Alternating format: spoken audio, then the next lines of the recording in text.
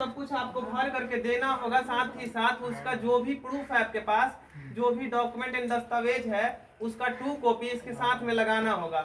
अब बहुतों का दिक्कत होगा कि मेरे पिताजी का जमीन है, मैं क्या करूं?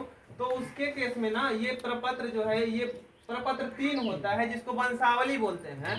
तो इसमें क्या करना होगा, अपने पिताजी का नाम भरना होगा। अगर वो जीवित है तो ठीक है, उनके नाम से खाता खुलेगा। अगर मर गए हैं ना तो उसका उनका मृत्यु प्रमाण पत्र आपको देना होगा। ठीक है, मृत्यु प्रमाण पत्र लगा के फिर आप कितने भाई हैं वो करना देना होगा। उसमें इधर भरना है, इसमें भरना होगा आप कितने भाई हैं। ठीक है, कितने भाई है कितने बहन है सबको लिखना है, कुछ नहीं छोड़ना है। और उसके बाद क्या होगा कि अगर आप वंशावली सरपंच से बनवा पाए तो ठीक है, बनवा लीजिएगा। नहीं बनवा पा रहे हैं तो आप भर करके लाइएगा। वो ग्राम सभा में हम लोग खुद ही सत्यापित कर लेंगे कि इनका सही है और कौन गलत लिख के लाए हैं।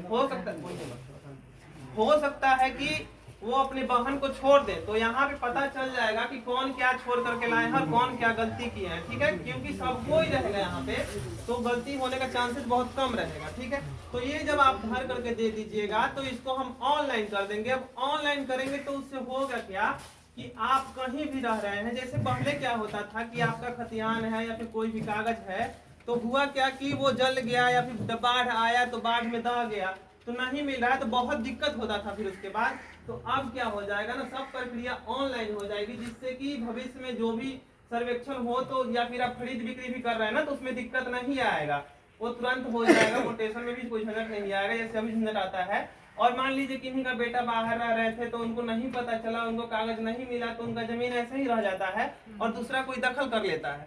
तो ऐसा कुछ नहीं हो, लगान कटाने में भी दिक्कत नहीं होगा आपको, क्योंकि आप ऑनलाइन अपने नाम से या तो अपने खेसरा नंबर से या फिर अपने खाता नंबर से, किसी भी नंबर से आप ग्राम चूज करके, पहले ब्लॉक चूज करेंगे फिर ग्राम चूज करेंगे, ग्राम में राजस्व थाना होता है उसको चूज करेंगे, उसमें आपका नाम डालेंगे। वो खुद ब खुद आपका पूरा कितना रकबा है कि क्या चौहद्दी है सब कुछ दे देगा और वहां से आप डायरेक्ट रसीद कटा सकते हैं। ठीक है, इतना समझ में आया अच्छे से? अब सुनिए, उसके बाद क्या होगा ना कि जब हम लोग ऑनलाइन कर दिए, सब कुछ प्रक्रिया हो गया, तो फिर आपके पास एक मैप मिलेगा। मैप में आपका जितना खेसरा रहेगा ना, उस सभी खेसरा का मानचित्र रहेगा। ठीक है, कि क्या है उसमें, कि क्या आपका उसका क्षेत्रफल है, कि पुराना खाता नंबर क्या था। हम लोग क्या है ना कि नया खाता नंबर उसमें भरेंगे, क्योंकि पहले क्या था कि खाता नंबर बहुत कम था, खेसरा नंबर भी कम था। अब खरीद बिक्री हुआ या फिर भाई में बंटवारा हुआ तो उसके कारण क्या होगा, खाता खेसरा बदलेगा ना सबका।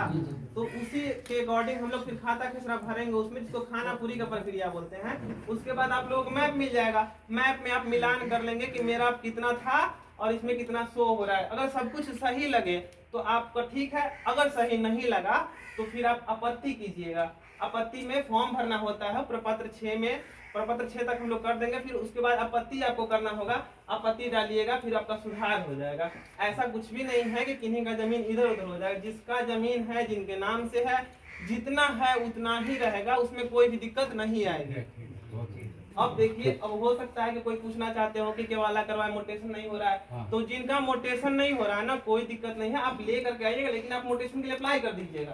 ठीक है, नहीं हो पाता है फिर हम अपने आधार पे, हमने ब्लॉक लेवल पे अपना चेक कर लेंगे कि आपका केवाला सही है कि नहीं है। बहुत हो सकता है ना कि एक ही जमीन पे 2-2 केवाला करवा लिया, तो उस केस में बढ़िया से जांच करके फिर उसका किया जाएगा।